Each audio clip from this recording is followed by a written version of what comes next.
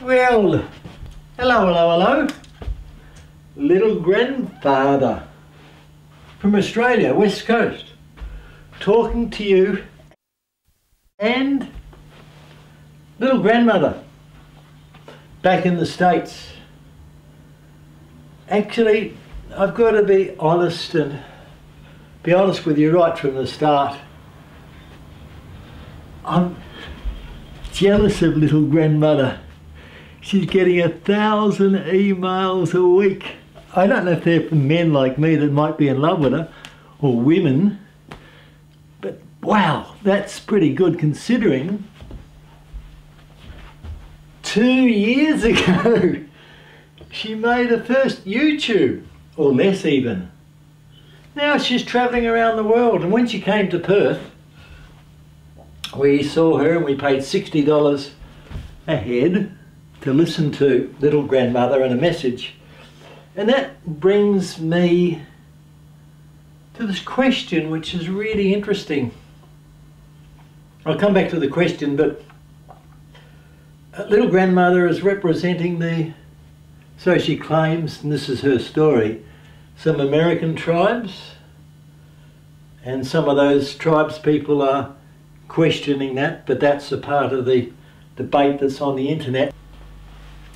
And some American Indian people are questioning her, as indeed people are questioning me, and as to why I'm doing this. You see, it's the camera there. Why? Is this fact? Is it fiction? Is it a performance? Is it real? What interests me is this question. And I thank you for your time. I really do. Because I'm getting back to the question. When we're going on YouTube, there's so much stuff there, isn't there? How do you sort out the bullshit from what's real? And don't believe, just because it's on YouTube, it's not necessarily true. Hello, am I an actor?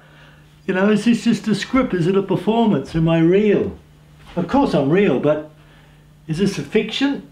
Or are we presenting factual information in these series as fiction? The Mars story. But back to little grandmother and little grandfather and messages. This is what fascinates me in this media age. And I mean, we're as babies, you know, we're born into a screen culture. There's screens everywhere. We live in a screen world. Excuse me, cue cough. The herbal medicine. See? No, it's herbal medicine.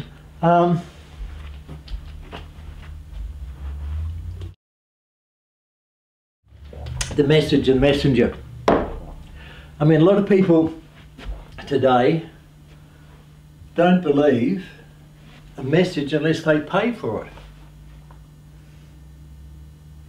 A lot of messengers delivering messages take other people's message and repackage it and re-deliver it. I mean, that's what I'm doing. Aren't I cashing on the little grandmother franchise as little grandfather?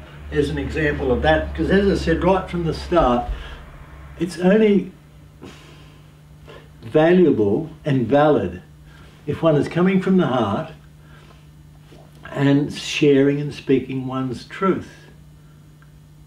Inasmuch each one of us has their own truths and our own messages. I mean, the example I most like to give is that you're on a train and a guy comes and sits next to you.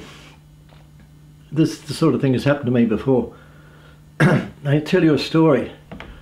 Now, perhaps that person had been a monk with the Dalai Lama, travelling around the world, derobed, comes and sits and gives you a great pearl of wisdom and a great truth, a great insight.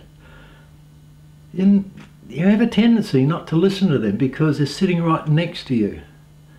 But if that person had robes on stage and was still travelling with the Dalai Lama, and was delivering it, you would actually believe that and trust it. But when they sit derobed next to you, you're not. Get my point? I mean, let us therefore... Oh, I don't need to be lecturing. Sorry. Therefore, let us endeavour... How are we going along here?